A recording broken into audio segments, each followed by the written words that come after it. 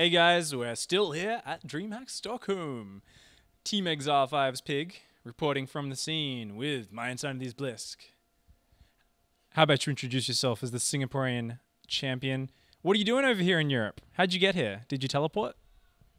Right. So I have to introduce myself first, right? There is a ton of questions. All right. I'm Thomas Blysk Kubankiewicz, from living in Singapore, born in Germany, and yeah, currently in Team My Insanity's Academy. And yeah, I came over to Europe obviously for DreamHack and for Pig. And the Swedish girls? Yeah, they're really beautiful. We've been told, and it is true.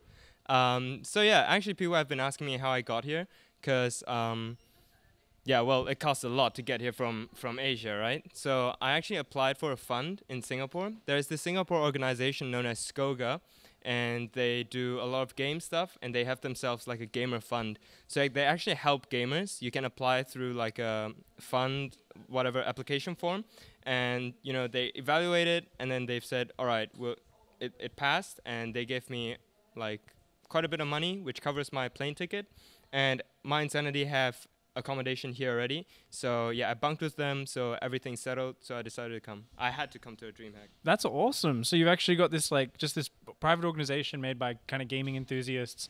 They're basically like, you know what? Everyone in Singapore is pretty anti-gaming. We're going to make a fund and we're going to help out kids that want to go.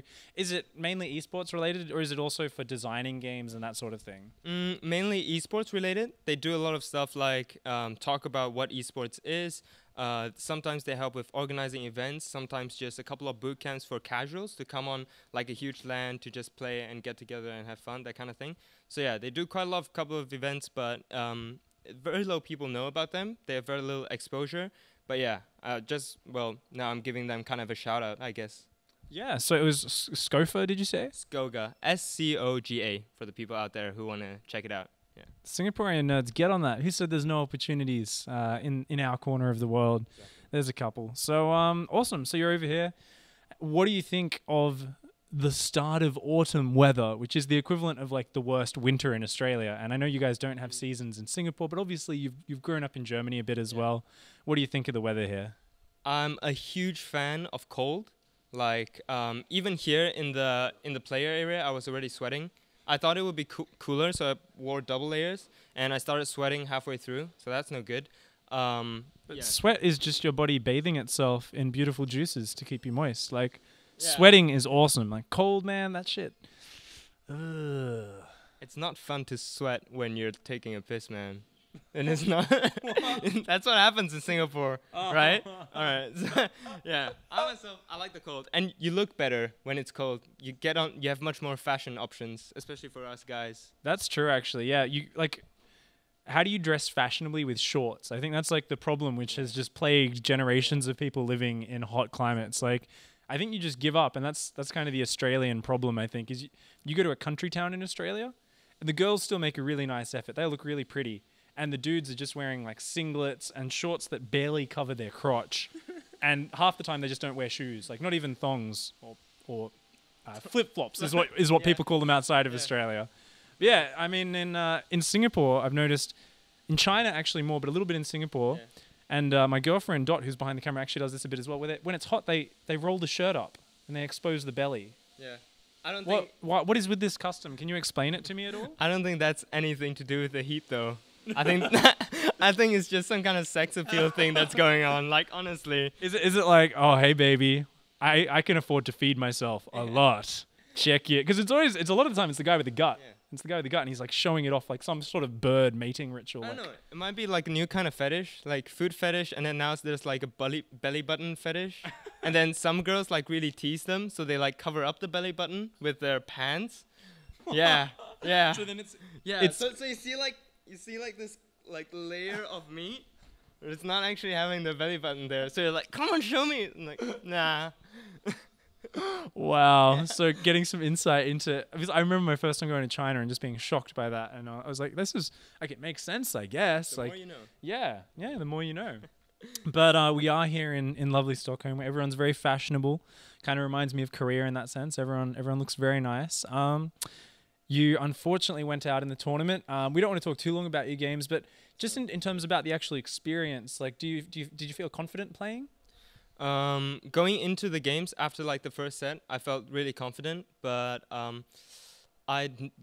was not confident in PvP at all. Like even before, like when I knew my group stage, I was talking to myself, all right, you just gotta win the Zerg player who's Jonah. You just gotta win Jonah. I'm gonna ignore the matchup against Starnan.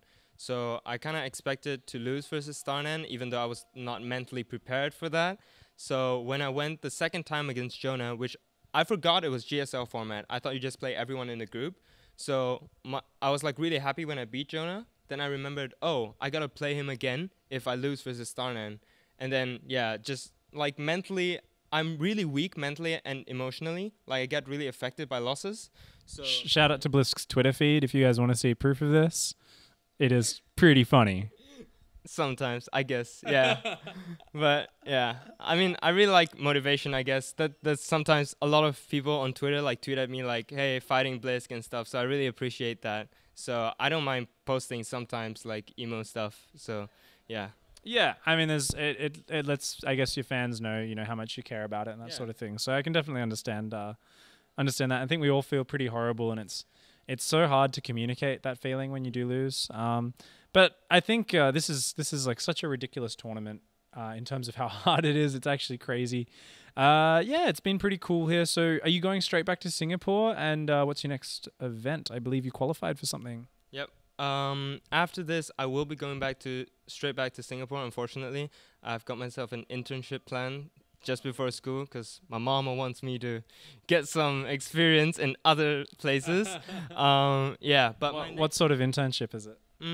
I think it's some media company. It's like she's got a friend working there, so yeah, I'll just tag along, I guess. So you'll get your barista training making coffee for everyone, or? Yeah, I'm fine with that. Yeah, I love the smell of coffee. I don't like drinking it, so fits me. Well, advertising in media, I think, is pretty good because it can tie in with your branding and stuff. So maybe that's actually what I'm studying now. Yeah. So afterwards, when you go to beat it in Taiwan, the tournament you've qualified for, maybe you'll have some unique branding. Maybe you'll wear like an mYi Insanity suit. I've actually been hoping that they'd get a mYi Insanity voodoo doll of this little logo here. Oh, like a keychain, right? Like yeah, but cool. Maybe like a really bit cool, bigger, actually. So you can stick pins in it, and you can like just look at your opponent like before a match, and you're just like jabbing pins into this voodoo doll and kind of giving them creepy eye. Maybe doing a few like weird tongue wiggles, like just really freak out your opponent. You know? Sure. Yeah. That'd be great. Any mind games that you play on your opponents? What, in terms of voodoo dolls? Or maybe like you just go up and you tap him on the shoulder, and then like where they turn and there's no one there, like you freak him out. No, not in this case, but I always like to type like smiley faces and shit. When I win, I type extra smiley faces, and even if I lose, I also type a smiley face so they think like, oh, that was like, I don't care about that loss. So sometimes it works, man. So like at first people are like, oh, this guy's a dick, he's typing smiley faces when he's winning, and then they see you typing smileys when you lose, and they're like, oh, it's actually pretty friendly. He's just like, he's a bit of a retard. Like he just types smiley faces. Maybe he likes smiley faces. Or I mean, I think that's kind of like the mana muling, right? It's kind of like a mana mule when you do a smiley face when you're winning. I think dancing units doing that sort of thing. Before the game though, I don't do it like BM. I do it before the game. Like GG, good luck, have fun, smiley face. Yeah. Well, that's not very good, man. You gotta BM them as well. Like drive it home. I try to not get there, right? Like I do that in private with them. Yeah. Like when we get back to like the house or whatever, then we're like, yeah, you played like crap, man. Something like that. I don't know, man. I think there's a void in the StarCraft community left by Naniwa, and I think you should fill. Yeah, these things aren't the best. Yeah, I was a big fan of Naniwa, so maybe I should take over the torch. Okay. Get some coaching on BM. Yeah, I mean, I guess when someone's really good at StarCraft, you can look up to them even if they are socially retarded. Yeah. Oh. I did actually talk with some of my friends. I feel like StarCraft, you don't get enough time to actually like do a lot of emotional expressions. Like in CS, when you like clear the other team, everyone just jumps up like whatever, and like you guys are trash, stuff like that. And I feel like in StarCraft, I think I did it once in ACL. Like I won one engagement, I just like threw my hands up like, and I put it back on the keyboard. Yeah. As pro as you can afford to do that. So yeah, I think like more players can actually do this, especially if you're on stage. I think it would be really cool. Like if you just like get like cool engagements or whatever, like good force fields, and you A move, like just give it like 2 seconds, throw your hands up in the air. That if fans see it, it's actually pretty cool. It does look really cool. Yeah. Like T-Gun used to have so many fans in the Australian scene because like Yeah. every game he won, he's like, ah! Like going completely insane. We need to start doing that. Yeah, I mean, I've started doing some sit-ups because I wanna do I don't know if you know Djokovic from tennis. Yeah, I do know Djokovic. Yeah, when he won, I think it was the Australian Open, he tore his shirt off and like went down on his knees and was like, ah! He had like this sick abs, and then I was like, oh, I want to do that when I win an important game. But then I realized I just have like Good luck. this You're gonna need hairy. it. I have a hairy nerd belly, and I can't rip my shirt off because I'm too weak. You should like rip your chest hair off and throw it at your opponent. Oh, Like right in the face, like, what was that? I'm like, my chest hair. the ultimate manly move, just throw your chest hair at your opponent. You're like, yeah. You can cry after, but it's up to you. Yeah, you just cry in private. All right, so back to a serious topic, if I can even think of one. You're going to Taiwan. It's going to be awesome there. You're living in Singapore at the moment. You're doing an internship, so you're not really, you're definitely not like full time. So I think you're a pretty good example of someone who's balancing both, and you're kind of you're moving towards Wellmu status, ideally, I'd guess, where he's a guy who everyone knows. You know, he's often just got uni classes. He's busy with other things. But he comes in and kills people with blink stalkers. Yeah. Do you think you'd ever consider maybe spending a year full time to get to that level before going back into kind of doing study at the same time? I really want to, but I think with the Singaporean system, it's almost impossible. Like once I graduate, I maybe have like a 6-month downtime before I have to go for military service. During this, either I do internships or I could do like StarCraft, but it's really hard. Like I still have some time to decide, I guess. But yeah, I mean, even after military, I'm actually deciding to go work immediately. But we'll see, because I really want to do something in esports. I think that's where my passion lies, and probably a lot of us. So like whatever casting or hosting or marketing or whatever's behind it, I really want to get into that stuff. Yeah. So we'll see where the path leads me, I guess. I don't have everything sorted out just yet. You don't. Yeah. We'll get you a crystal ball for your birthday, so you can kind of just shake that and tell us then. But cool, man. Well, it's been great chatting to you. Good luck in all your endeavors. Hopefully you can represent C well at Beat It over in Taiwan. Other than that, just any shout-outs if your sponsors, anyone like that, or just any fans of the people who got you here before we let you go? Yeah, got a list of shout-outs. All right, hopefully I'll remember a few. Skoga, for sure. They're the ones who kind of got me here. And My Insanity for picking me up. Our sponsors, Bison, Logitech Gaming. I'm not sure whether I'm allowed to say the last one, so I'll leave it out. Whoever other sponsors we have. I'm new to the team, so yeah. Shout out to God. It's pretty awesome.